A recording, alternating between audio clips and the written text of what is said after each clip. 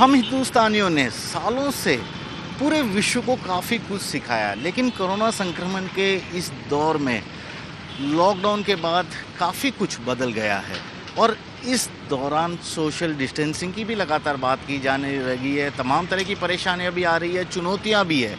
ऐसे में अब वक्त है इन पक्षियों से कुछ सीखने का। चौंक जाएंगे कि मैं आखिर ऐसा क्यों बोल रहा हूँ।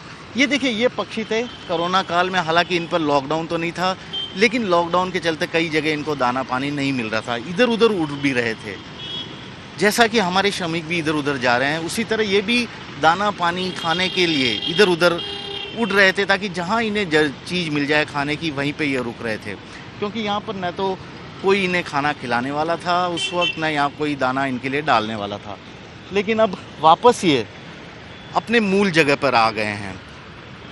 हर पक्षी को यदि देखेंगे आप, कुछ कुछ दूरी पे बैठे हैं।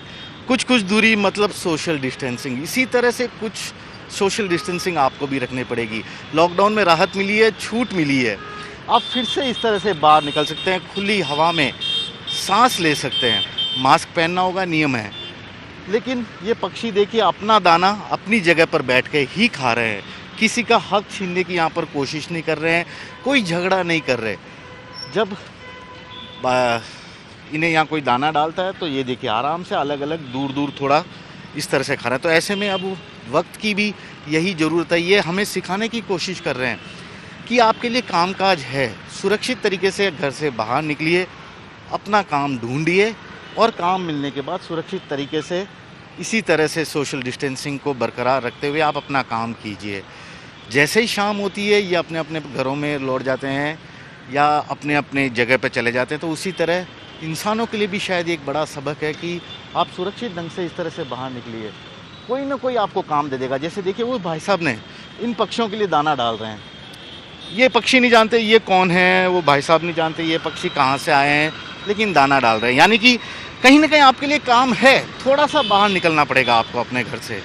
काम मिलने के बाद आपको अपना काम करना है और सुरक्षित तरीके से करते हुए शाम को अपने अपने घोंसले यानी घरों की तरफ लौट जाना। तो ये पक्षी अपने आप में सबक दे रहे हैं, इंसानों को सिखाने की कोशिश कर रहे हैं।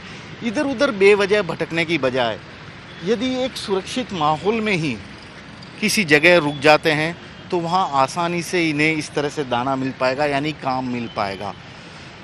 ये पर्सोनिफिकेशन कहा जा सकता है। मैं इन कबूतरों की बात को लेकर एक मानवीकरण करने की कोशिश कर रहा हूँ कि किस तरह से ये एक सबक दिखाने की कोशिश कर रहे हैं। फिर से ये देखिए, कबूतर उड़े लेकिन घूम फिर के वापस यहीं आ गए, क्योंकि इन्हें पता है कि ये जगह सुरक्षित है।